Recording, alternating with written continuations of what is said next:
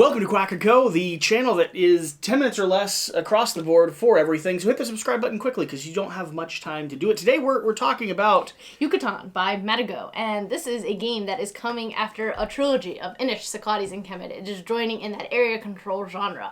If you like what you see here, go check out Board Game Co. because there is a review over there. Oh, it's hot and spicy. And go check out Quack&Co for the gameplay. We have an entire gameplay where we play through, well, a 3-player session of this and then sit down and talk about our final thoughts on it. That being said, we only have 10 minutes or less to break down exactly what this game is. So I'll start off with a theme, Sure. and then let you dive into the mechanics a little bit. Sounds great. The core concept of this game is going to be a push and pull, heavy combat game that is oriented around an area control style genre, but really it's going to be subdivided into a forest and 3 different cities. You'll be battling forces with various different tribal leaders and city leaders, giving you bonuses and abilities and upgrading your skill throughout the course of the game, all in an attempt to capture and sacrifice as many goods, resources, and enemies as you can. Each sacrifice you make has to escalate from season to season across the 4-round game because you're not only going to get points for it, but you're also going to upgrade your own personal track as long as you sacrifice or murder more people every single round.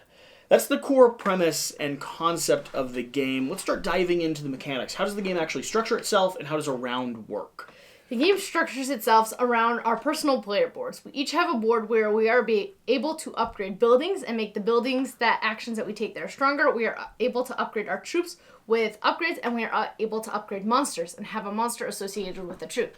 Everyone has 2 sets of troops that are on board and 1 set of an economic troop that is off board. You are going to be, on your turn, activating a troop and activating a building.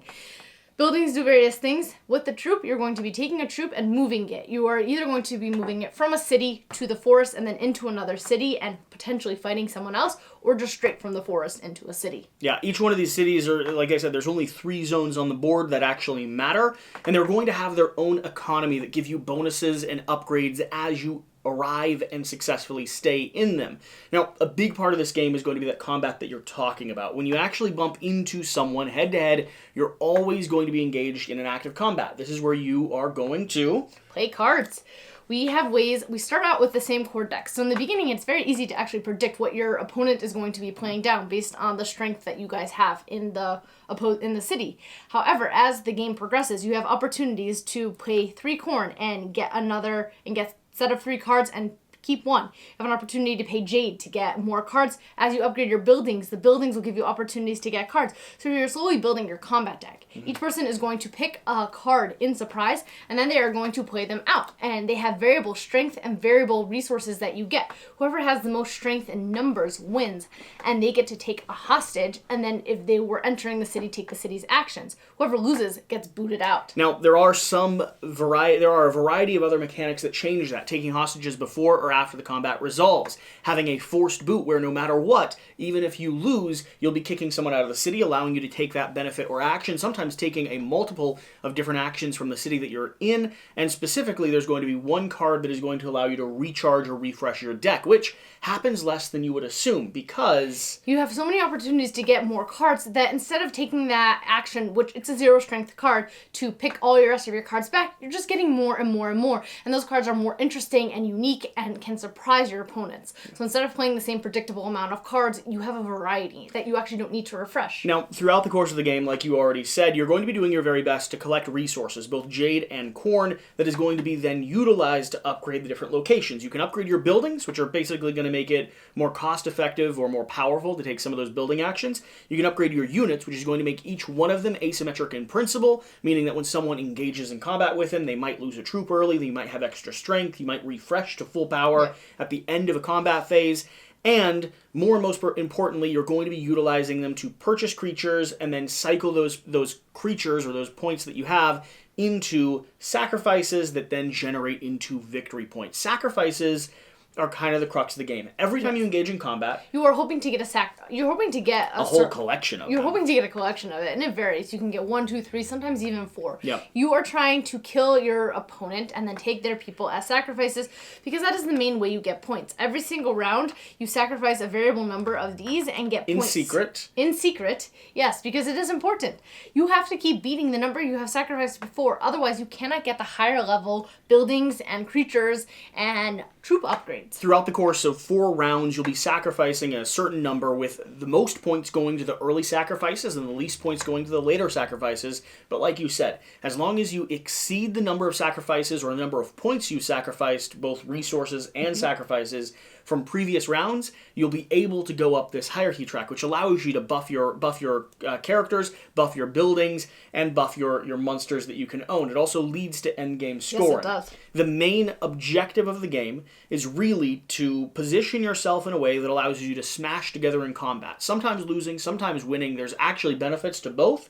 That results in you taking a series of sacrifices, both from winning a victory and playing cards or having abilities that give you sacrifices from the opposing forces.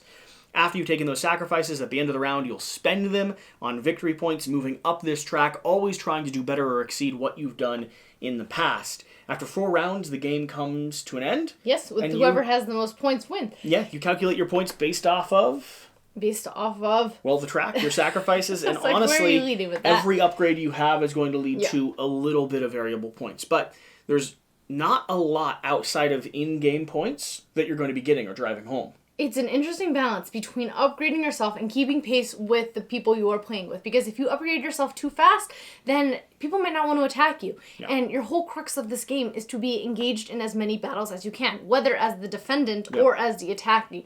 And since you only have 2 troops that can attack and you have 4 rounds, you are going to only have 8 attacks. And you want to be in as many battles. More than that. As you can. The core crux, and I think the thing that, if you're watching to this point, the things that you need to know is that the best parts of this game are going to be interesting card play as you upgrade your kind of tactical combat deck and people stop knowing exactly what you have in your hand. The monsters are going to be... Monsters have so many... There's level 1 level of monsters, level 2, and level 3. And each one costs more and can last for variable lengths in the game.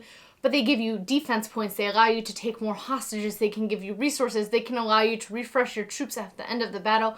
They can do so many different amounts of things. And then finally, the third thing that I think is probably one of the glowing features of this game is the fact that combat has to happen all the time between players, and it's not bad if you win or lose. There's tactical choices being made between how you want to approach every single combat round. The game's going to last about 2 hours on average and plays anywhere from 2 to 4? 1 to 4, technically. 1 to 4. I have no idea what 1 is like. Me neither. We haven't tried out 2, but 3 and 4 are a gem. Thank you for watching. Thank you for being here. This is Quack&Co, like I said, where everything's under 10 minutes or less, meaning that if I ran over, this video stopped earlier. And there's a hard cut. Yeah. I'm But I Quack. don't think I've done that. Are I'm you Co. We'll see you later.